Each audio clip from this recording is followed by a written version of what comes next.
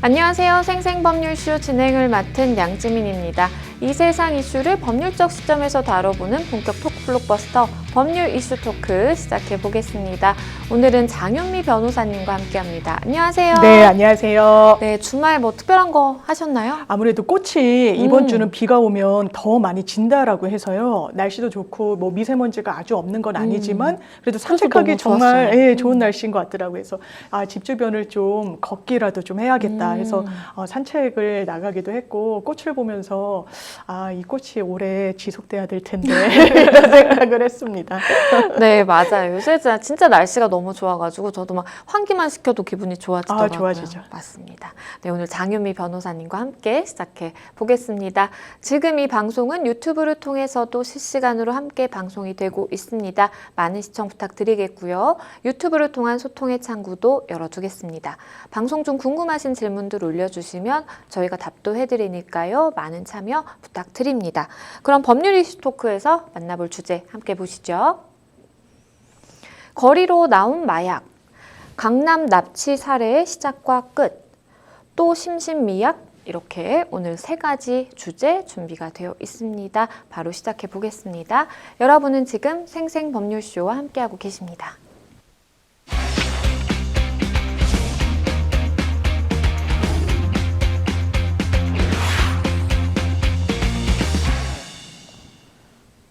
네, 첫 번째 주제로 바로 가보겠습니다. 저희가 준비한 첫 번째 주제, 거리로 나온 마약인데요. 서울 강남 학원가에서 마약을 탄 음료가 버젓이 배포되는 사건이 일어나면서 충격을 안겨주고 있습니다. 먼저 해당 사건이 어떻게 먼저 발생했을까요? 이게 지난 3일에 있었던 일입니다. 한 일주일 정도밖에 되지 않았는데요. 네. 너무 사건 내용을 듣고 충격받으신 분들 많으실 거예요. 맞아요. 일단 3일 저녁 6시면은 사실 월요일이었고 아이들이 저녁 같은 거 먹으러 학원에서 많이 나올 시간이에요. 마치 편의점 앞에서 일반적인 시음 행사를 하듯이 일당 4명이 둘둘 그 조를 짜서 쪼개진 다음에요.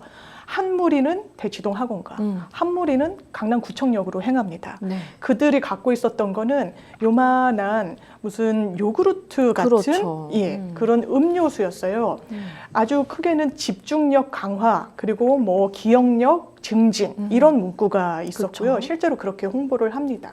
그래서 아이들에게 이걸 무차별적으로 나눠준 거예요. 근데 이것을 받아 마신 아이들이 어지럽다, 구토 증세가 난다, 너무 좀 기분이 몽롱하다라고 경찰에 신고가 들어간 겁니다. 이 일당들 CCTV가 곳곳에 있는 상황이었기 때문에 바로 경찰이 추적에 나섰어요. 그리고 제일 먼저 잡힌 사람이 40대 여성이었습니다. 본인이 동대문구 쪽에 살고 있었는데 그 집에 급습해서 바로 잡혔고요. 이 소식이 전해지자 같이 공모를 했던 20대 남성이 스스로 자수를 합니다. 그래서 물어본 거예요. 대관절 아이들에게 뭐를 먹였느냐라고 했더니 이 성분 분석을 했더니 암페타민 계열, 이게 필로폰이 추출이 된 거예요. 이거 큰일 났다. 아이들 상대로 간이 마약 검사도 해봤습니다.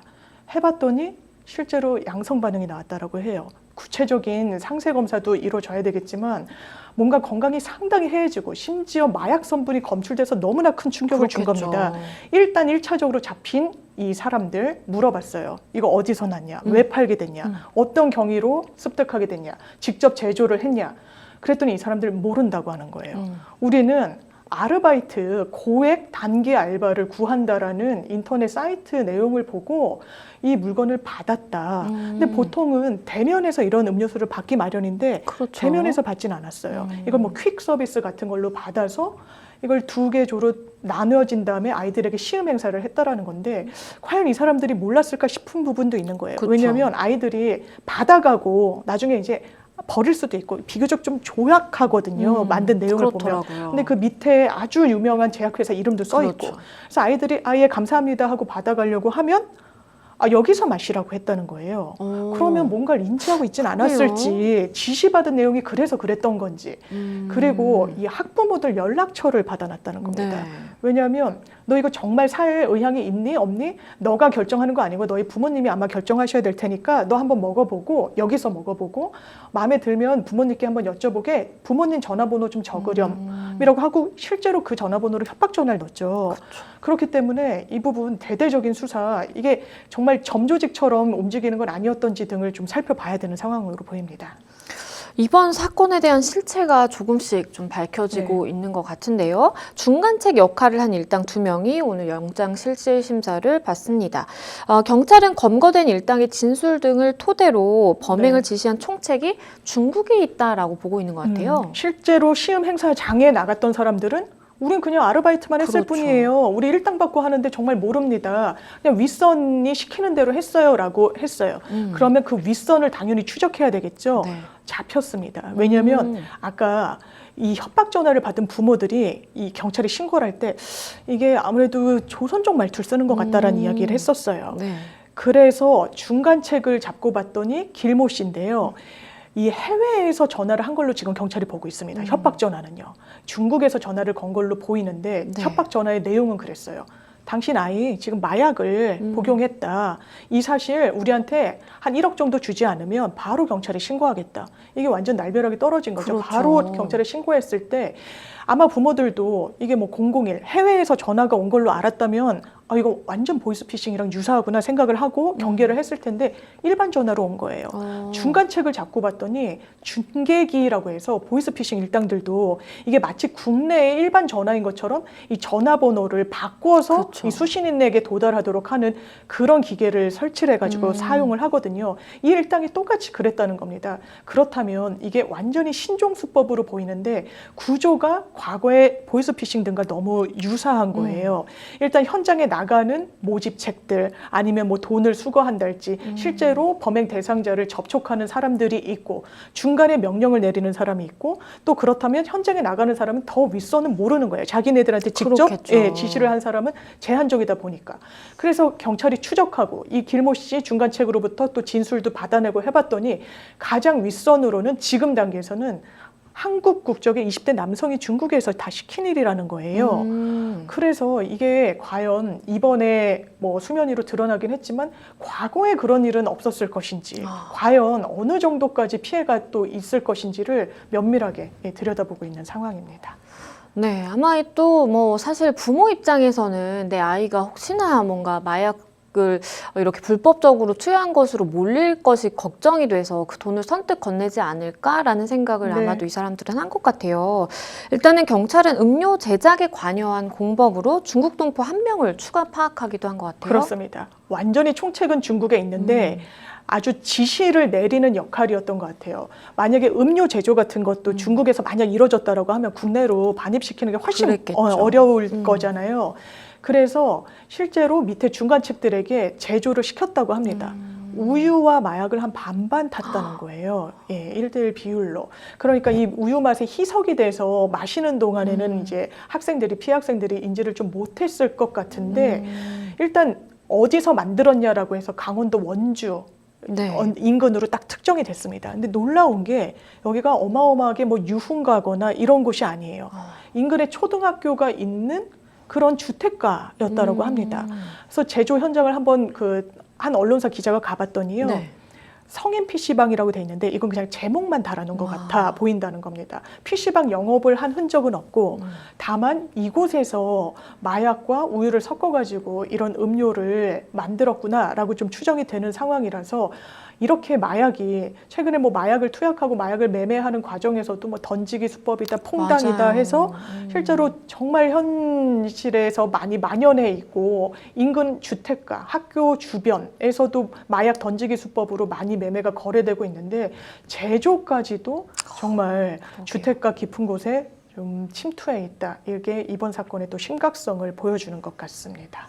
네, 변호사님께서 말씀해 주신 것처럼 일단은 경찰은 중국에 머물고 있는 것으로 알려진 이 총책임자 20대 남성으로 파악을 하고 있는데요. 여권을 무효화하는 조치에 착수하기로 했습니다. 예, 여권 무효화 조치를 안 할 수가 없을 것 같습니다. 그렇죠. 왜냐하면 그 총책을 딱 특정하는 데까지 조금 시간이 걸리고 그랬던 건 지금 뭐 보도 내용이긴 하지만 뭐 전과도 없고요. 동정 전과 이력도 없고요. 유사한 행위로 수사선상에 올랐던 적도 없는 사람이라고 합니다. 또 나이도 상당히 젊어요. 20대 남성이라고 그러게요. 하면. 그러면 과연 이 남성 하나가 주도적으로 했을 것인지도 한번 살펴봐야 되는 그렇죠. 부분이 있는 거고요.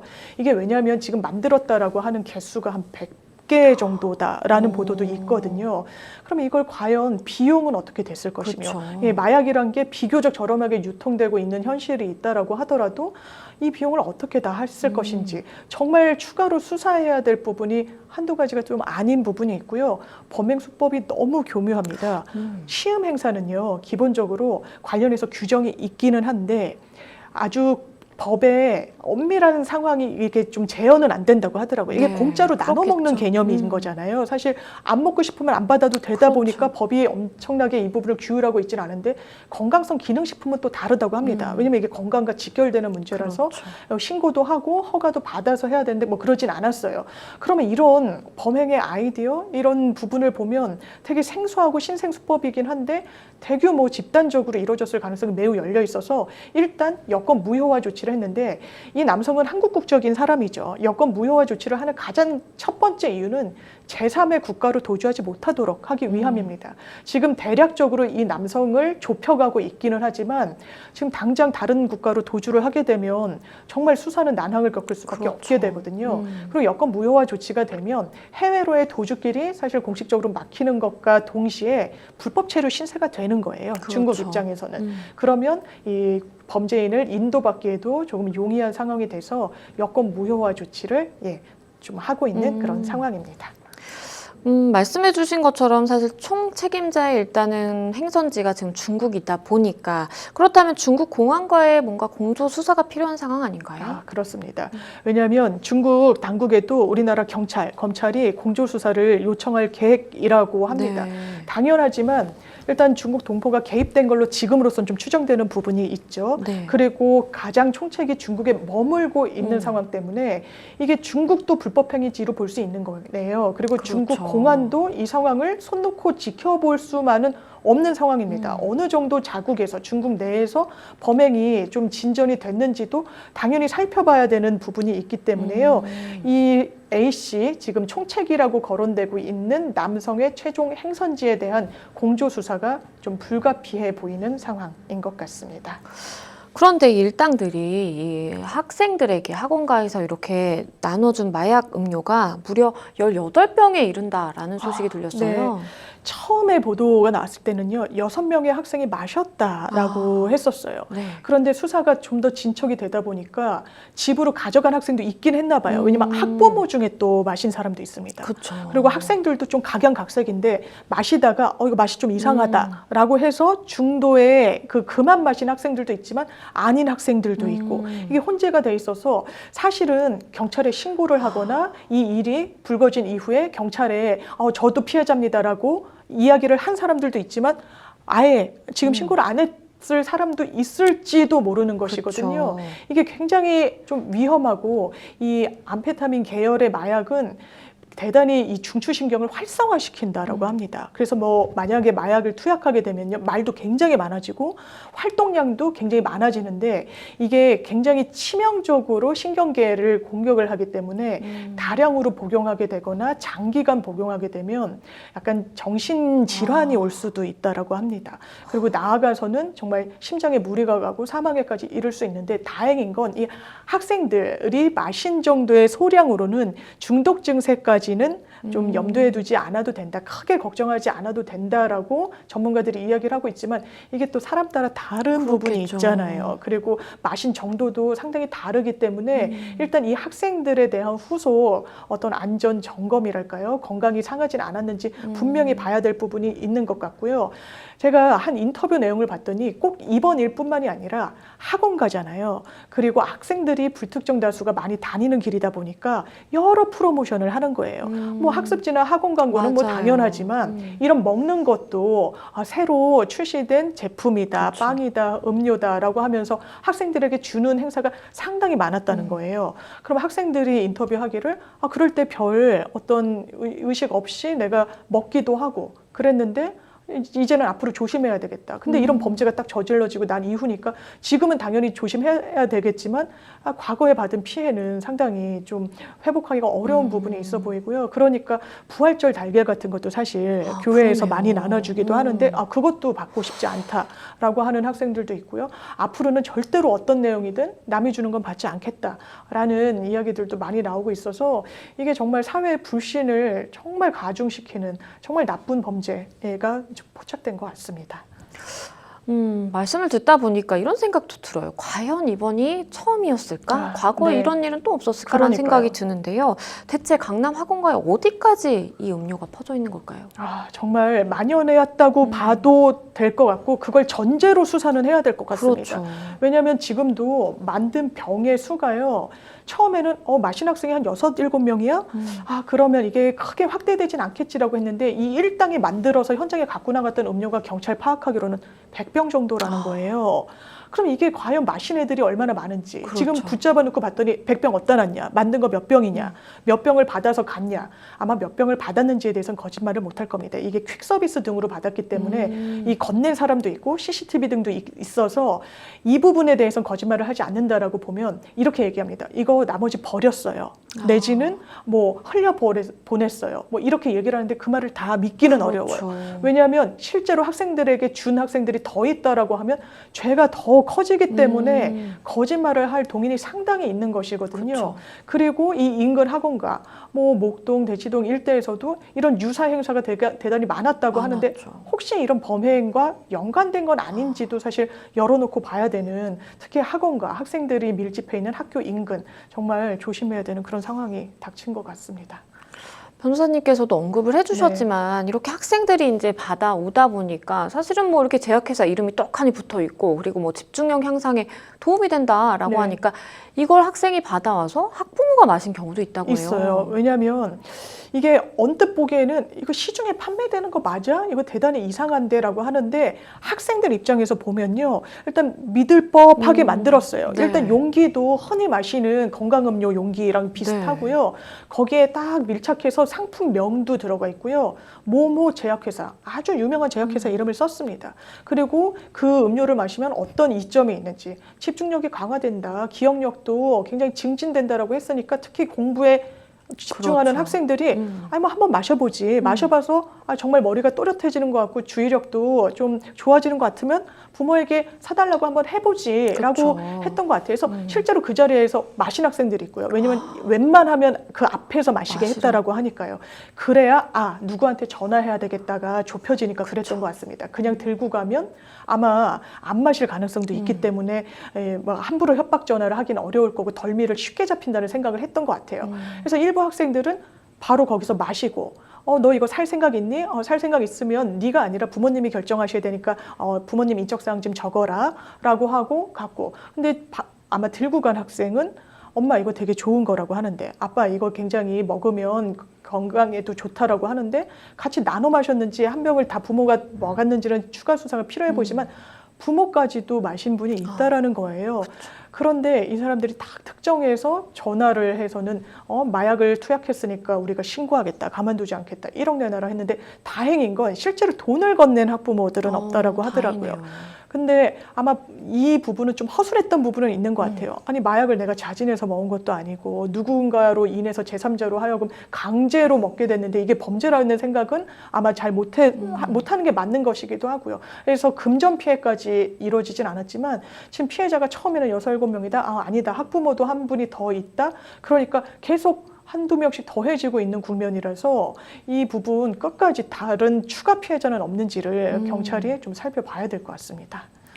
그런데 이 학생들에게 이 음료를 나눠준 이 사람들 같은 경우에 정말 나는 아무것도 몰랐고 그냥 네. 아르바이트를 한 것이다라고 주장을 하고 있는데 이게 사실이라면 그러면 처벌을 받지는 않나요? 만약 정말 사실이라면 이 사람들은 정말 모르고 시험 행사를 하는 걸로 정말 건강에 좋은 음료를 아이들에게 하나 두 개 나눠주는 정도로만 인식했다면 기본적으로 범죄는 고의성이 있어야 되잖아요. 그쵸. 이걸 아이들에게 마약까지 투약하는 그런 결과를 가져올 것이다라는 걸 아예 몰랐다라고만 하면 처벌받기 어렵겠지만요.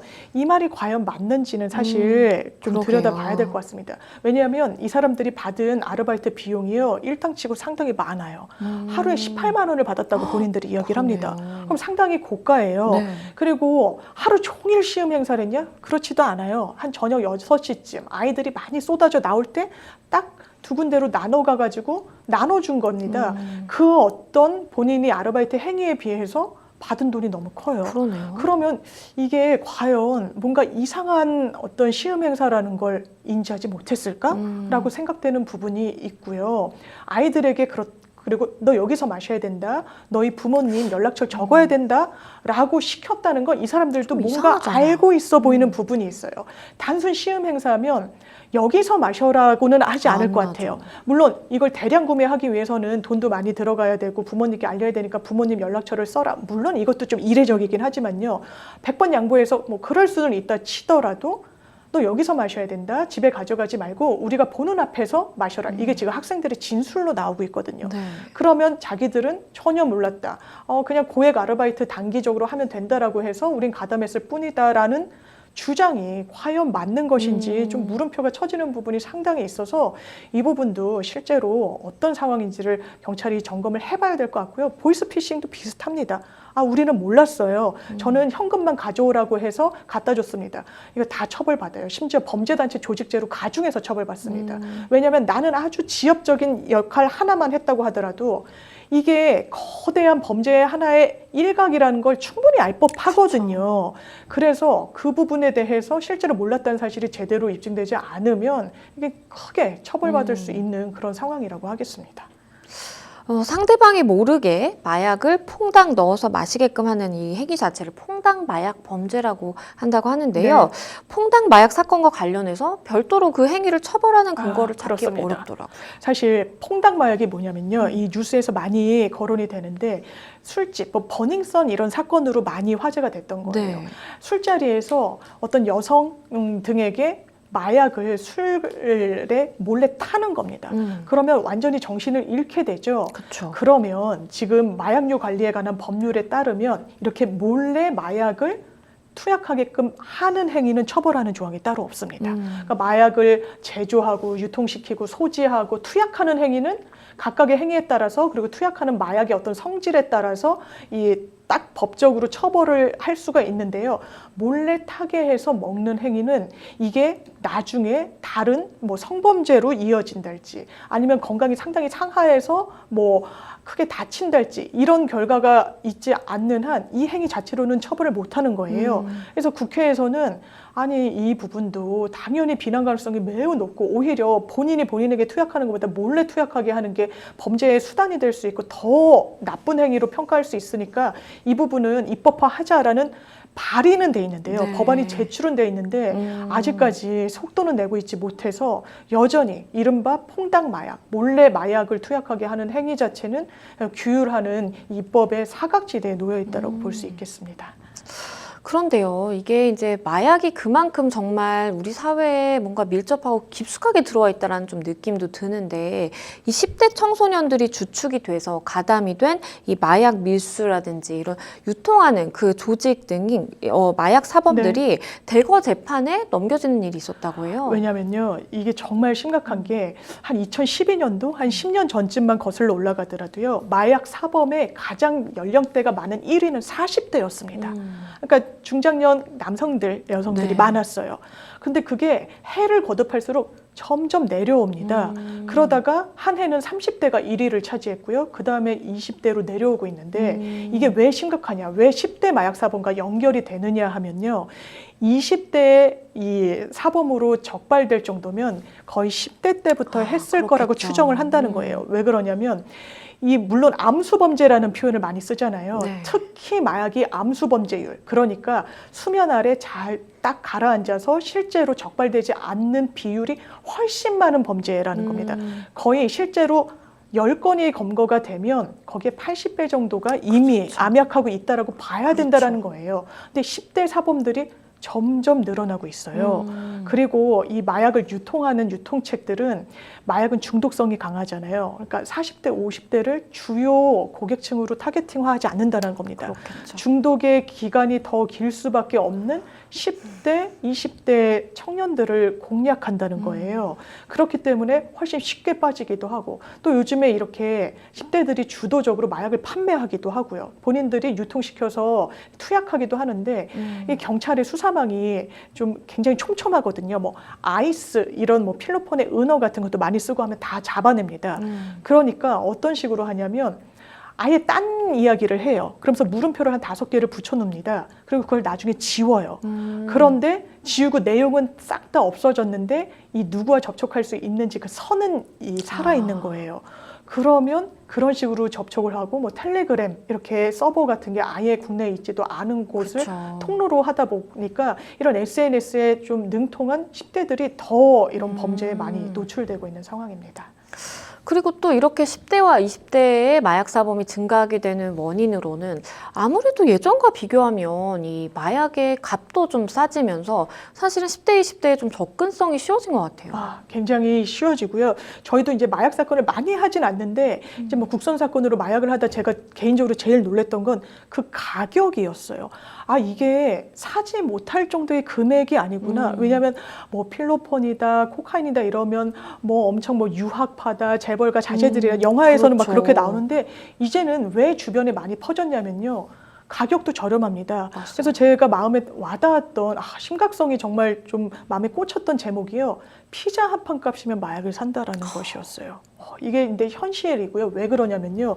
국내에 들여오는 마약 이 양 자체가 너무너무 많이 늘었습니다.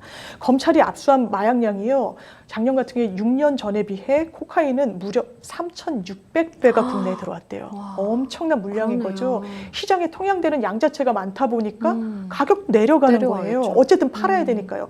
필로폰 같은 경우도 30배 가까이 유통량이 늘었다고 하니까 이 부분이 원래는 뭐 미국에서 고가에 들여오고 했는데 이 유통선도 동남아 등지로 다양화되면서 이렇게 가격이 하락된 게 또 20대, 20대 젊은 층 그리고 많은 사람들에게 마약이 유통되게 된 또 하나의 원인으로 지목되고 있습니다. 정말 심각하다는 생각이 드는데 그러다 보니까 윤석열 대통령이 이 마약 범죄 엄단 지시를 내렸습니다. 이에 따라서 마약 문제에 총력 대응하기 위한 범정부 차원의 협의회가 진행 중이라고 하네요. 그리고 대통령도요, 이 부분을 사실 간과할 수가 없는 일이죠. 그쵸. 왜냐하면 범행 대상이 청소년이었다는 점, 그리고 마약을 이용해가지고 아이들을 돈벌이 수단으로 했다는 점에서 정말 용서할 수가 없는데 대통령이 이렇게 얘기했습니다. 마약이 고등학생들에게까지 스며들고 있는 이 현실, 충격적이다라고 진단을 했고요. 마약 범죄의 유관기관이 국제사회와도 공조를 하고 긴밀한 협조를 하겠다라고 해서요. 이런 대통령의 지시가 있은 이후에 실제로 범정부 차원의 협의회가 열렸습니다. 검경, 뭐 다 관련 부처들끼리 이 대책을 논의하고 있는 상황이고요. 이번 범죄 한 건으로 수면 위로 올랐지만 여기에는 그 기저에는 마약이 굉장히 만연해 있는 그런 현실도 역할을 했다라고 봐야 되거든요. 그렇기 때문에 이번에 엄정한 지시를 내린 만큼 한번 이런 마약 사범들을 뿌리 뽑는 하나의 계기로 좀 활용이 돼야 될 것 같습니다. 네, 우리나라 더 이상 뭐 마약 청정국이 아니다라고 이야기를 하잖아요. 굉장히 좀 심각해 보입니다. 네, 첫 번째 법률 이슈 토크, 거리로 나온 마약이라는 주제로 이야기 나눠봤습니다. 여러분은 지금 생생법률쇼와 함께하고 계십니다.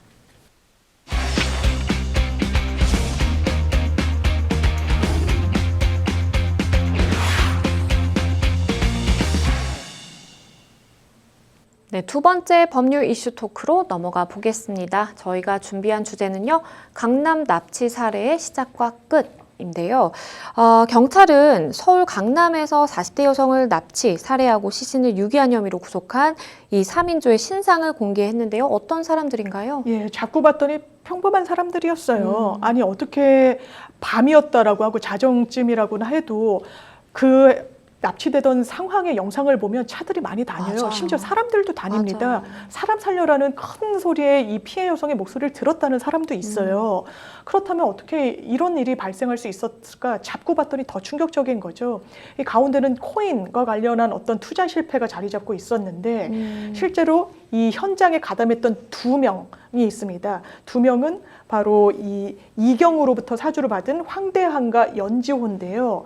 이 황대한과 연지호, 특히 30살 연지호 같은 경우에는 이경우의 지인인 황대한이 범행에 끌어들였다고 합니다. 이경우는 법률사무소 직원이었어요. 네. 예, 번듯한 직장까지 갖고 있는 사람이었는데 아주 유력가 부부로부터 사주를 받았다는 게 지금까지 나온 내용인데요. 투자와 관련해서 이 코인과 관련해서 피해 여성과 굉장한 갈등을 겪었던 사람들입니다. 이 부부는.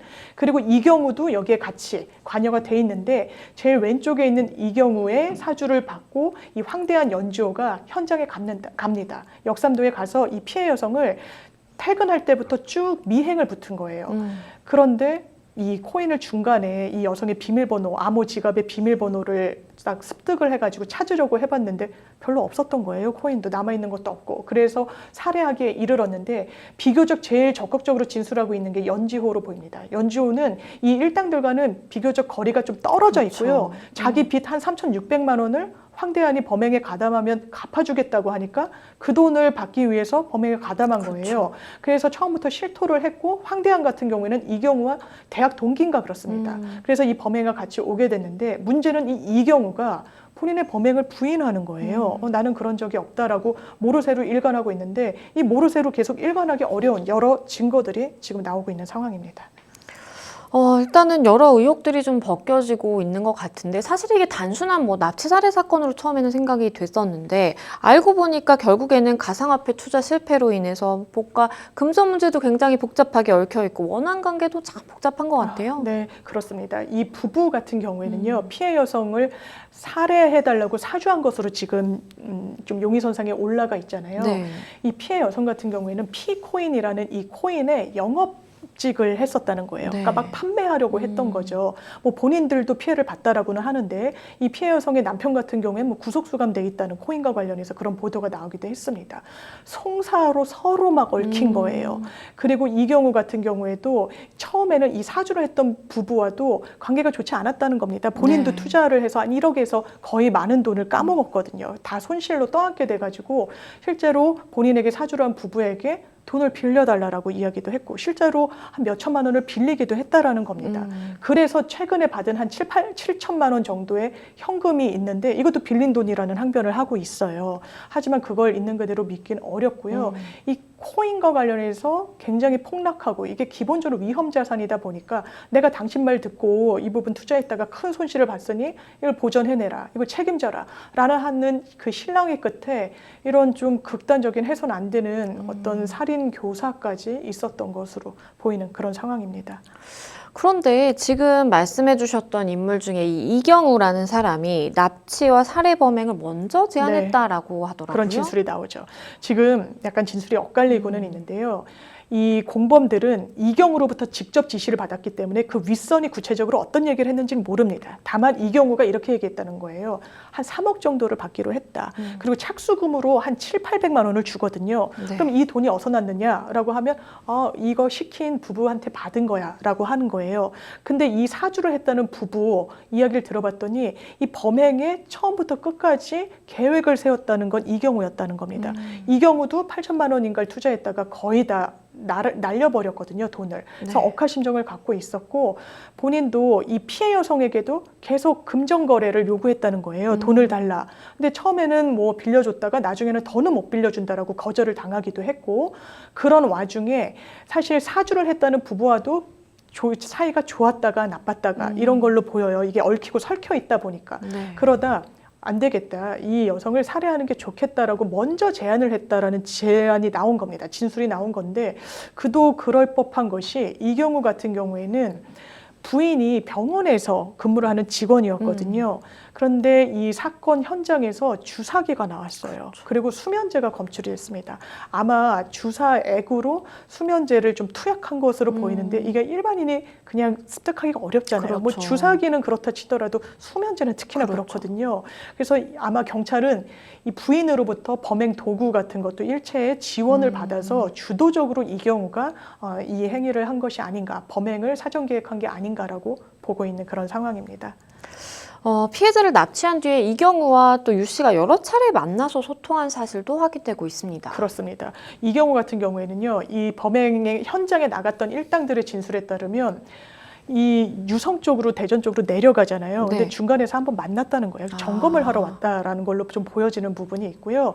그리고 이 유 씨, 황 씨 부부, 그 사주했다는 부부는요, 사실 연결고리가 비교적 뚜렷합니다. 왜냐하면 그 사건이 진행되는 동안 이경우와 계속 연락을 주고받았거든요. 접촉한 그런 흔적들이 지금 나오고 있기 때문에 네. 지금 부부는 동시에 영장 청구를 잘 하지 않기도 하는데 이 부부 둘 다 지금 영장이 청구된 그런 상황이고 아마 용의선상에서 쉽사리 벗어나기는 어려워 보입니다.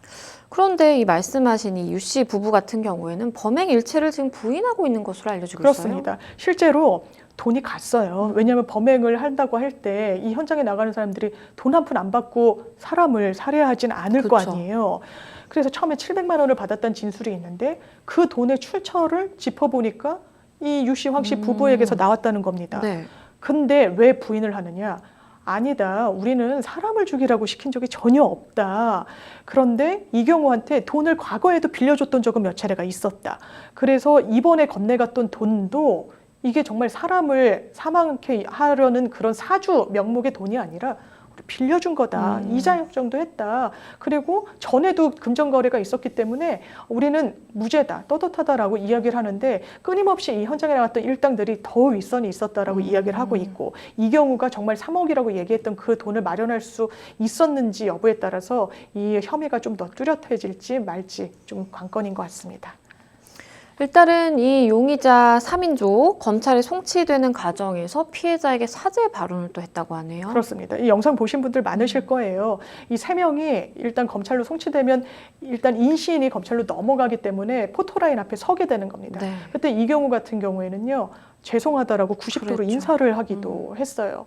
그리고 연진호 같은 경우에는 대단히 구체적으로 또 카메라 앞에 언론인 앞에 이야기를 합니다. 뭐 얼마를 받기로 했고 3억을 받기로 했고 그 당시에 이러저러한 정황이 있었다라고 이야기를 하고 있는데 사실 이렇게 고개를 숙이고 미안하다라고 이야기를 하는 것과 별개로 실제로 사죄를 하고 반성을 한다면 수사기관이 애먹지 않도록 수사가 좀 실마리가 빨리 풀리도록 협조를 하는 게 맞는데 이 경우 같은 경우에는 그렇진 않고 있어서 이런 부분이 다 양형에는 반영이 될 것 같습니다.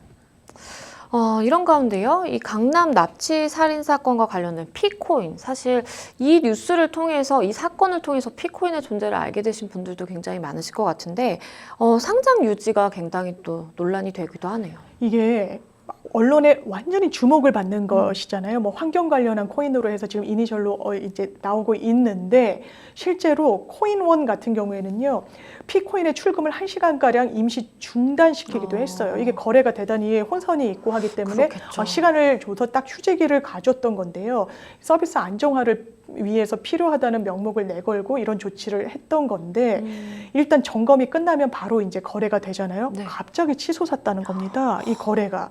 점검 후에 1시간 지난 후에 가격이 20% 넘게 급등을 했다라고 해요. 그 전날에는 또 20%가 빠졌었다고 하거든요. 네. 그래서 5,400원 정도에 거래되던 게 다음 날은 6,500원까지 뜬 겁니다. 그러니까 이게 굉장히 유동적이고 자산 자체가 안정화되어 있지 않다는 또 한 단면을 보여주는 것 같은데요. 일단 전문가들, 코인 전문가들이 이렇게 얘기합니다.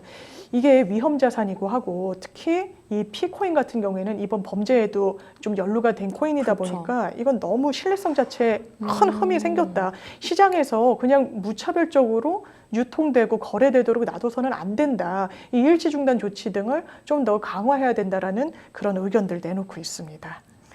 일단은 이 3명의 이제 신상 공개가 되기는 했는데 그런데 실효성 논란이 또 일고 있어요. 실효성 논란이 왜 일고 있냐면요. 처음에 신상 공개가 됐다라는 속보가 떴을 때 이 3명의 사진이 공개가 그쵸. 됐습니다. 근데 이 사진과 실제로 검찰에 송치될 때 이 카메라 앞에 섰던 모습이 상당히 달라요. 다른 거예요. 이 경우 같은 경우에는요. 되게 말끔한 이 증명사진이 공개가 그쵸. 됐는데요. 실제 봤더니 이게 수염이 나서 이게 동일성 식별을 막 못할 정도로까지는 아니지만 그래도 상당히 좀 다른 인상들이었습니다. 그래서 신상 공개 제도가 항상 이용이 되고 있고 활용이 되고 있고 현실에서 적용이 되지만 항상 이 어떤 반론이 따르는 게 이게 과연 맞느냐. 그쵸. 그리고 연지호 같은 경우에도 상당히 좀 달랐거든요. 실제 어떤 그 사진과 실제 카메라 앞에 섰던 모습이 달랐기 때문에 이 부분을 머그샷이라도 찍어서 지금 상황을 정확하게 반영하는 과거에 본인들이 찍었던 이런 증명사진이 아니라 이것을 언론에 공개해야 된다. 그래야 제보도 받고 하는 거 아니겠느냐라고 그쵸. 하지만 지금은 머그샷을 강요할 수 있는 제도는 없습니다. 사실 우리가 왜 미국 같은 경우에는 이제 머그샷 이렇게 딱 본인의 맞습니다. 수영번호 들고 찍는데 그게 지금 불가능한 게 좀 안타까워요. 그러니까요. 왜냐하면 지금까지 보시면요. 머그샷을 공개하는데 동의했던 피해자가 한 명밖에 없었어요. 최근에 신상 공개가 된 사람 중에 이게 본인 그 어떤 신변 위협 조치를 받고 있던 여성을 살해한 이 피해자 같은 경우에 한 명이 있었는데요. 뭐 비근한 예로 조주빈 같은 경우에는요 교복 사진이 공개가 됐었죠. 그래서 현실과는 상당히 다르다. 이걸 공개하는 이유는요. 이게 공익성 차원이 있기 때문입니다. 수사와 관련해서 아직 답보 상태거나 좀 다른 제보자, 목격자의 어떤 제보를 받아야 될 필요가 있을 때는 정말 식별이 잘 돼야 되거든요. 이 사람의 현재 모습을. 그런데 머그샷을 강제로 공개할 수 있는 어떤 이런 법 규정이 없다 보니까 괴리가 너무 큰 거 아니냐. 그렇다면 신상 공개를 뭐하러 하냐라는 의견이 많고요. 반면에 인권 침해 요소가 여전히 있는 건 또 사실이죠. 피의자라는 건 확정된 것도 아니고 그렇죠. 말 그대로 수사를 받고 있는 상황이고 본인은 아니라고 부인까지 하고 있는 상황이라면 수사로 더 들여다봐야 되는데 얼굴이 그냥 만천에 공개가 되는 건 또 너무 불이익하다. 이런 의견이 끊임없이 맞서고 있는 그런 상황입니다. 네, 강남 납치 살해 사건 아직도 뭐 밝혀져야 되는 부분이 좀 더 많이 남아있는 것 같은데요. 저희도 함께 지켜보겠습니다. 저희는 다음 주제로 넘어가 보겠습니다. 세 번째 법률 이슈 토크의 주제는요. 심신미약 관련해서 얘기를 나눠보려고 합니다. 또 심신미약이라는 주제인데요. 심신미약이라고 하면 많은 분들이 좀 들어보셨을 것 같은데 구체적으로 어떤 의미일까요? 심신미약은 크게 두 가지로 나뉩니다. 일시적인 거 아니면 아주 장기적인 거. 심신미약이라는 건 이 마음과 신체의 상태가 좀 보통 상황에 못 미친다라는 거예요. 네. 이를테면요. 너무 술에 만취했을 때도 심신미약 주장을 많이 하죠. 왜냐하면 내가 제대로 된 판단을 할 수 없었다. 그리고 아니면 장기적으로 어떤 가료를 요하는 정신과 질환을 앓고 있다 할지 이런 부분인 건데 이 부분이 왜 문제가 되냐면 감경 사유로 되어 있어서 그렇습니다. 판사님 제가 심신미약이었어요. 술에 만취해서 기억이 하나도 안 납니다. 내지는 제가 지금 우울증을 앓고 있어요. 조현증이 있습니다. 아니면 뭐 공황장애가 있어요. 이 부분을 왜 감경 사유로 둔 거냐면요. 기본적으로 책임주의 원칙 때문에 그렇습니다. 그러니까 뭐 심신에 어떤 문제 이론의 여지가 없는 사람이 저지른 범죄와 굉장히 정신적으로 건사하기 어려운 사람이 저지른 범죄는 책임주의 원칙상 이 부과하는 형이 좀 달라야 된다라는 어떤 전제가 있는 것이죠. 그런데 워낙에 또 악용된다라는 비판의 여론이 높은 만큼 최근에 2018년도에는 이게 임의적 감경 사유로 바뀌었습니다. 과거에는 심신 상실이면 이 부분은 양형의 감경 요소로 삼아야 한다라고 돼 있었는데 삼을 수 있다로 법이 바뀌기는 했습니다. 그런데 이런 궁금증도 생기네요. 심신장애와 그러면 심신미약은 또 무슨 차이일까라는 생각이 드는데요. 심신장애는 훨씬 중한 정도라고 생각하시면 됩니다. 이 부분 형법에 심신장애 이 경우의 어떤 규정을 말씀드리면요. 10조 1항을 보면 심신장애로 인하여 사물을 변별할 능력이 없거나 의사를 결정할 능력이 없는 자의 행위는 벌하지 않는다. 아예 벌하지 않는 것이에요. 그런데 이 항이 심신미약에 대한 규정인데요. 심신장애가 있는데 그 능력이 미약한 자의 경우에는 형을 감경할 수 있다라고 돼 있어서 심신장애는 그 정도가 훨씬 중한 거, 그리고 심신미약은 그 정도는 비교적 미약한 것이라고 보시면 될 것 같습니다. 그런데 이제 조두순의 경우를 좀 이야기를 해봐야 될 것 같아요. 조두순이 받은 심신미약 감형에 대해서 정말 이제 논란이 많았었는데 결국 구매락으로 돌아왔다라고 하던데 무슨 일인가요? 그 얘기가 왜 나오냐면요. 조두순이 이제 과거에 재판을 받다 보니까 아마 지금 재판 받으면 좀 달리 판단 받을 것 같긴 한데 네. 심신미약이 인정된다. 만취 상태였고 그렇죠. 본인이 제대로 이 사고를 할 수 없는 상황이었던 걸로 보인다라는 이유로 12년형을 받았습니다. 네. 이 아이는 완전히 심신이 피해자는 그쵸. 망가지다시피 했어요. 가족들의 고통은 말도 할 수 없는데 아니 이게 심신미약으로 감형하는 게 말이 돼라는 공분이 상당히 많았었습니다. 그런데 이번에 최근에 이 사회로 나왔잖아요. 네. 다 이제 복무를 하고 나왔는데 조두순 워낙에 사회적 공부를 많이 사다 보니까 여러 사람이 조두순에게 뭐 폭행을 하겠다 위협을 가하기도 했고 그랬죠. 한 20대 청년 같은 경우에는 실제로 조두순의 집에 둔기를 갖고 찾아갔습니다. 이제 위협을 가한 거죠. 이 부분도 조두순이 아무리 좀 범죄자라고 하더라도 조두순에게 위협을 가한 건 당연히 별도의 범죄가 성립하니까 재판에 그렇죠. 섰단 말이에요. 이 남성이 20대 남성이 심신미약 주장을 한 거예요. 내가 사실은 정신질환 치료를 상당히 오래 받았다. 그래서 이거 심신미약으로 좀 감경이 돼야 된다라고 하고 재판부가 또 받아줬습니다. 그러니까 조두순이 자기가 가해 행위를 한 부분에 대해서 심신미약으로 본인이 양형에서 유리한 평가를 받았고 그런데 본인을 해치려고 했던 사람 또한 그랬네요. 심신미약으로 감형이 되다 보니까 이게 돌고 돈다, 부메랑이 돼서 돌아왔다 이런 평가가 나오는 것 같습니다.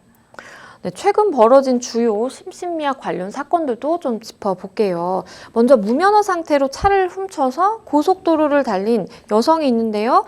경찰 추적 끝에 붙잡혔다고 하는데 심신미약 상태였나요? 실무에서 상당히 좀 많죠. 거의 술을 마셨다거나 이런 건 심신미약 잘 인정되지 않아요. 왜냐하면 그 상황을 자기가 초래했으니까요. 그것까지 네. 감만이 되는 건데 이 60대 여성 같은 경우에는요. 일단 남의 차를 훔쳤습니다. 네. 그리고 100km의 시속 그 속도로 고속도로를 엄청 빨리 주행해요. 경찰이 따라 붙었습니다. 네. 30km 정도를 달려갔다는 거예요.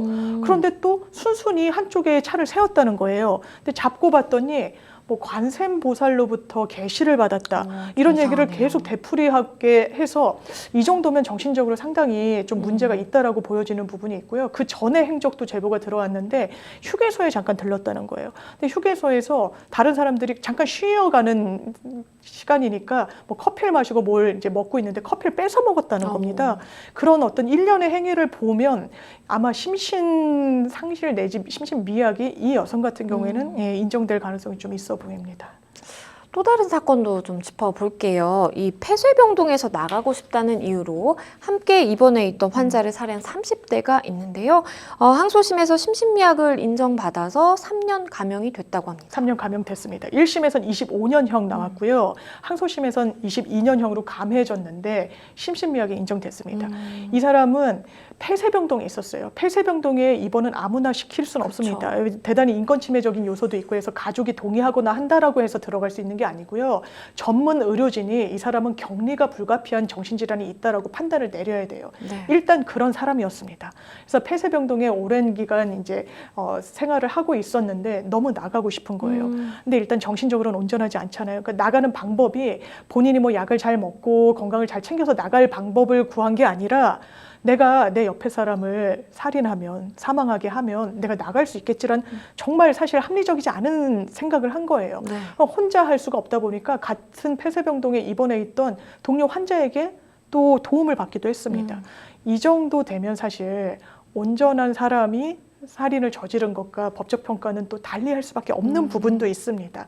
22년형도 아마 이 유가족 분들한테는 용납할 수 없는 형일 수 있겠지만 이런 부분을 좀 감안해서 1심보다는 3년이 깎이게 된 그런 사건입니다. 그런데 마약에 취해서 폭행을 하거나 살인을 하는 네. 경우에는 심신미약에 해당하지 않는다라는 또 판결도 나왔나 봐요. 이런 경우가 많이 나오고 있어요. 이게 어떤 경우냐면요.